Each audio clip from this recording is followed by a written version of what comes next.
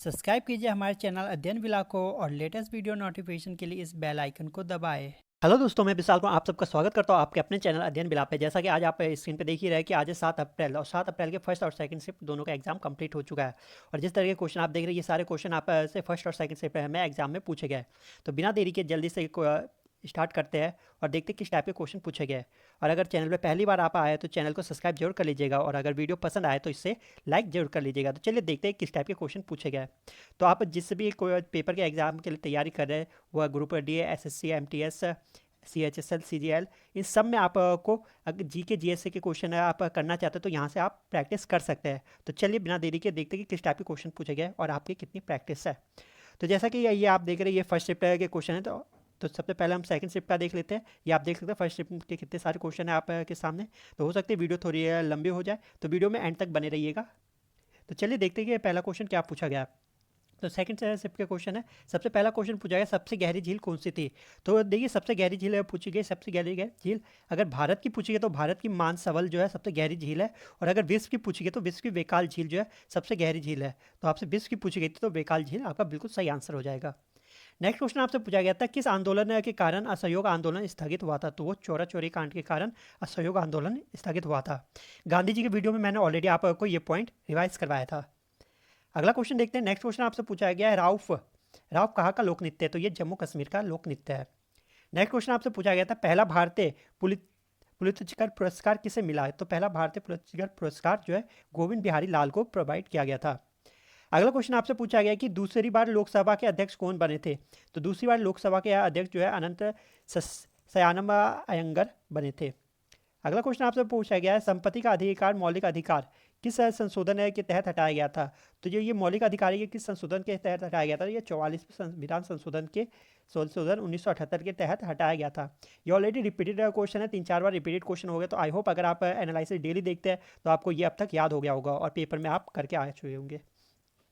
अगला क्वेश्चन पूछा गया कि यह दांडी यात्रा किस महिला के ने भाग लिया था। तो दांडी यात्रा में गांधी जी के साथ सरोजिनी नायडू ने भाग लिया था।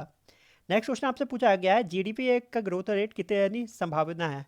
तो जीडीपी ग्रोथ रेट पूछी गई थी, कुछ इसी टाइप के क्वेश्चन थे। तो इसमें आपका 10.5% ऑप्शन दे रखा था, तो 10.5% वृद्धि की संभावना है।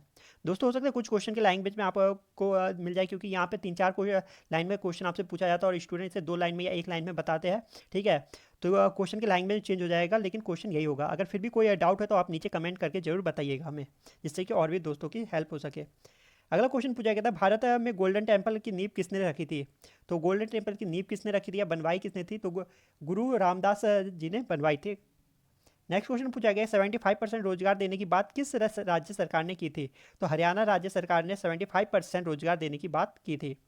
अगला कुछ देखने को मिला है करी पल्ली नृत्य से रिलेटेड। इसका क्वेश्चन है स्टूडेंट को सही से याद नहीं था, तो आप मुझे जरूर कमेंट करके बताइएगा कि ऐसा कोई क्वेश्चन था या क्या था। ठीक है, नेक्स्ट क्वेश्चन देखते हैं। अगला क्वेश्चन आपसे पूछा गया था देना बैंक और बंधन बैंक को किस में विलय किया गया। तो देना बैंक और बंधन बैंक को बड़ौदा में विलय किया गया था। और ये भी कम से कम 4-5 बार रिपीटेड क्वेश्चन है। तो एनालिसिस आपके लिए बहुत ज़्यादा इंपॉर्टेंट रखता है एग्जाम के पॉइंट ऑफ व्यू से। अगला क्वेश्चन आपसे पूछा गया हिमालय को कितने भागों में बांटा गया। तो हिमालय को 3 भागों में बांटा गया है। ठीक है, तो ये ऑप्शन में था, बिल्कुल सही आंसर हो जाएगा। नेक्स्ट क्वेश्चन आपसे पूछा गया प्रधानमंत्री श्रम योगी मानधन योजना में कितने राशि दी जाती है। तो ये कुछ दोस्तों कुछ स्टूडेंट के साथ पूछा गया कि कितनी राशि दी जाती है। तो 3000 रुपये पेंशन के रूप में दिया जाता है। और कुछों ने बताया कि प्रधानमंत्री श्रम योजना में कितने रुपए निवेश किए जाते हैं। तो 55 रुपये से 200 रुपये प्रति माह निवेश किए जाते हैं। तो आप इसका कंफर्म बताइएगा कि किस क्या पूछा गया था, कितना निवेश किया जाता है या कितना दिया जाता है। ठीक है, तो चलिए देखते हैं अगला क्वेश्चन। नेक्स्ट क्वेश्चन आपसे पूछा गया था लोकसभा और राज्यसभा टीवी के सीईओ कौन है। तो रवि कपूर बिल्कुल सही आंसर हो जाएगा।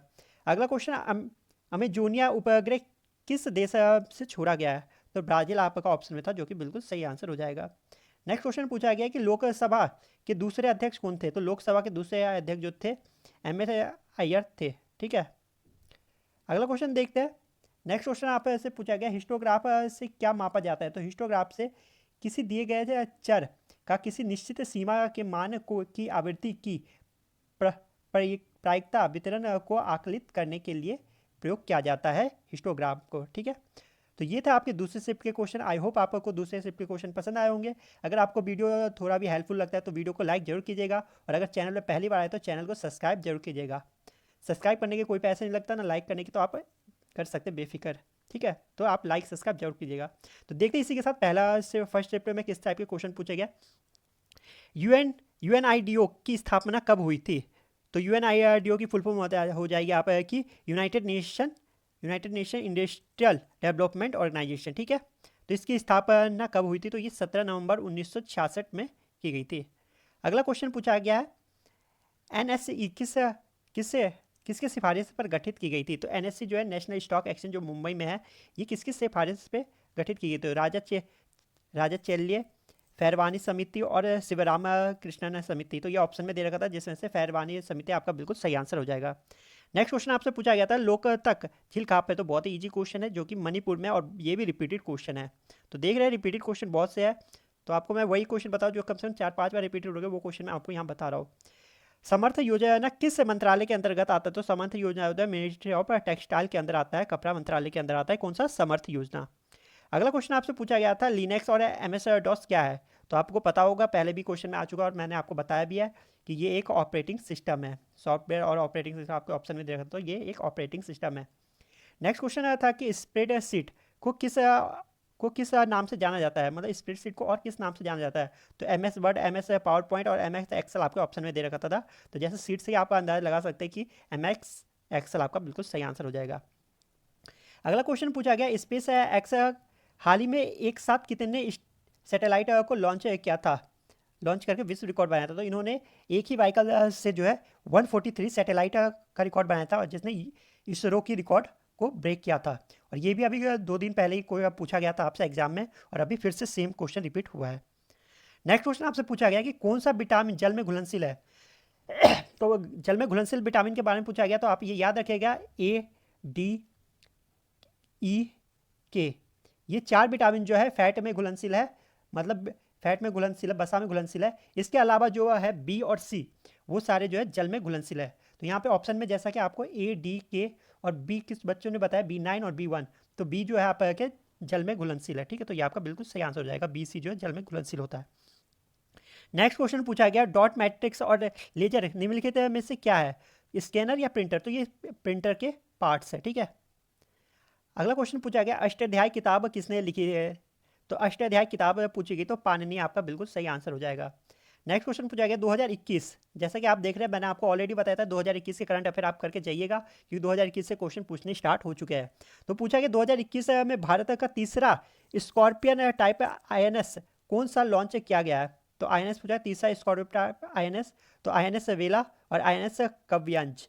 तो INS कव्यांज आपका बिल्कुल सही आंसर हो जाएगा।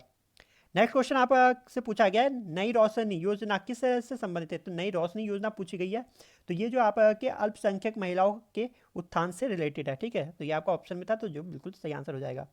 अगला क्वेश्चन आपसे पूछा गया जो नए राज्य का गठन किया गया है जाता है, वो किस आर्टिकल के तहत किया जाता है? तो आर्टिकल 3 के अंतर्गत नए राज्य का गठन किया जाता है। तो अभी जो तेलंगाना का गठन हुआ था, वो भी इसी के अंतर्गत हुआ था, आर्टिकल 3 के अंदर। नेक्स्ट क्वेश्चन पूछा गया उपराष्ट्रपति जो वाइस प्रेसिडेंट का चुनाव संसद है कि किस सदन द्वारा किया जाता है? तो वो लोकसभा द्वारा किया जाता है, राज्यसभा द्वारा किया जाता है, या दोनों द्वारा किया जाता है? तो ऑप्शन में आपको ये दे रखा था, तो दोनों आपका बिल्कुल सही आंसर हो जाएगा, क्योंकि ये दोनों द्वारा किया जाता है, लोकसभा द्वारा भी और राज्यसभा द्वारा भी। अगला क्वेश्चन पूछा गया था सागर 220 क्या है? तो सागर 220 क्या है? मिसाइल है, सुपर कंप्यूटर है और सैटेलाइट है। तो सागर 220 जो है आपका एक सुपर कंप्यूटर है, ठीक है। तो ये आपका बिल्कुल सही आंसर हो जाएगा। नेक्स्ट क्वेश्चन आपसे पूछा गया था लॉर्ड डलहौजी ने किस चेरी कहा था? तो लॉर्ड डलहौजी ने अवध को जो है चेरी कहा था। अगला क्वेश्चन इस टाइप का था कि उड़ीसा का ओरिया है, तो आपको पता है कि उड़ीसा का ओरिया जो है लैंग्वेज है। इसी प्रकार मलयालम कहाँ का लैंग्वेज है? तो मलयालम केरला का या तमिलनाडु? तमिलनाडु का तो नहीं है, क्योंकि ये तमिल बोला जाता है तमिलनाडु में जो है, तो केरला का आपका सही आंसर हो जाएगा मलयालम। मलयालम जो है केरला की लैंग्वेज है, ठीक है। नेक्स्ट क्वेश्चन आपसे पूछा गया है लाइटनिंग कंडक्टर के समय कौन सा गैस उत्पन्न होता है? तो लाइटनिंग कंडक्टर के समय कौन सा गैस उत्पन्न होता है? तो ऑप्शन में आप है कि आर्गोन, नाइट्रोजन, ऑक्सीजन और कार्बन डाइऑक्साइड दे रखा था। तो लाइटनिंग कंडक्टर के समय नाइट्रोजन गैस उत्पन्न होता है। नेक्स्ट क्वेश्चन आपसे पूछा गया था किस वायरस ने पंचायत को स्वनिर्भर बनाने के लिए काम किया है? तो किस वायरस ने किया था? तो ये वायरस नहीं वायसराय ने, किस वायसराय ने पंचायत को स्वनिर्भर बनाने का कार्य किया था? तो ये लॉर्ड रिपन ने, ठीक है। अगला क्वेश्चन देखते हैं नेक्स्ट क्वेश्चन आपसे पूछा गया था कंदारिया मंदिर कहाँ पर स्थित है। तो कंदारिया मंदिर जो आपका मध्य प्रदेश में स्थित है, लेकिन आपको ऑप्शन में मध्य प्रदेश नहीं दे रखा था, ये खजुराहो दे रखा था। तो ये खजुराहो मंदिर के पास भी स्थित है, तो ये आपका बिल्कुल सही आंसर हो जाएगा। अगला क्वेश्चन आपसे पूछा गया था अपने डेब्यू मैच में किसने लगातार 3 बार शतक लगाया है। तो डेब्यू मैच मतलब टेस्ट मैच में किसने लगातार 3 बार शतक लगाया था। तो ऑप्शन में आपको राहुल द्रविड़, सचिन, विराट कोहली और अजहरुद्दीन दे रखा था। तो इसमें से अजहरुद्दीन आपका बिल्कुल सही आंसर हो जाएगा। नेक्स्ट क्वेश्चन आपसे पूछा गया था कि गांधी जी को जब गिरफ्तार किया था तो किसने दी थी। तो इस तरह का कोई ऑप्शन मुझे नहीं मिला। अगर आपको ऑप्शन पता हो तो नीचे कमेंट करके जरूर बताइएगा कि किसने धरना दी थी गांधी जी को जब गिरफ्तार किया था। नेक्स्ट क्वेश्चन आपसे पूछा गया था यूएनओ का विश्वविद्यालय कब और कहाँ गठित की गई थी। तो ये 1973 में गठित की गई थी। कहाँ पर? जापान टोक्यो में, मतलब इसका हेडक्वार्टर पूछा गया था। तो जापान टोक्यो, आपका टोक्यो बिल्कुल सही आंसर हो जाएगा, टोक्यो। नेक्स्ट क्वेश्चन आपसे पूछा गया था nuclear power corporation limited NPCL का मुख्यालय कहाँ पर है। तो ये आपका ऑप्शन में अहमदाबाद, दिल्ली और मुंबई दे रखा था। अगर आपने मुंबई टिक किया तो आपका बिल्कुल सही आंसर हो जाएगा। नेक्स्ट क्वेश्चन आपसे पूछा गया था आईएनएस पोत को डिसकमीशन्ड कहाँ किया जाता है, मतलब इस के पार्ट्स को अलग कहाँ किया जाता है जो खराब हो जाते हैं। विशाखापट्टनम में और कोची में। तो कोची अगर आपने लगाया तो बिल्कुल सही आंसर हो जाएगा। इसी के साथ आपसे पूछा गया FIAF international federation of film archive award 2021। तो आप देख रहे 2021 का पूछा गया में किसको मिला है। तो किस अभिनेता को मिला है? रजनीकांत को, निकोला विल्सन को और अमिताभ बच्चन को। तो अमिताभ बच्चन को दिया गया था। तो ये आपका बिल्कुल सही आंसर हो जाएगा। इसी के साथ फर्स्ट शिफ्ट का लास्ट क्वेश्चन ये था कि 1857 की क्रांति में नाना साहब ने किस महल का उपयोग मुख्यालय के तौर पर किया था। तो इसका मेरे पास ऑप्शन नहीं मिला। तो आप अगर आपको ऑप्शन याद हो या आपको इसका आंसर याद हो तो नीचे कमेंट करके जरूर बताइएगा। तो जैसा कि ये आपके फर्स्ट और सेकंड शिफ्ट के आज के क्वेश्चन थे, तो आई होप आपको वीडियो पसंद आई होगी। अगर वीडियो आपको पसंद आए तो वीडियो को लाइक जरूर कर दीजिएगा। साथ ही साथ अगर चैनल पर पहली बार आए तो सब्सक्राइब करके बेल आइकन पर क्लिक जरूर कर दीजिएगा, जिससे कि आपको आगे आने वाले वीडियो की नोटिफिकेशन मिल सके। तो चलिए मिलते हैं नेक्स्ट वीडियो में। जब तक के लिए जय हिंद, जय भारत, वंदे मातरम।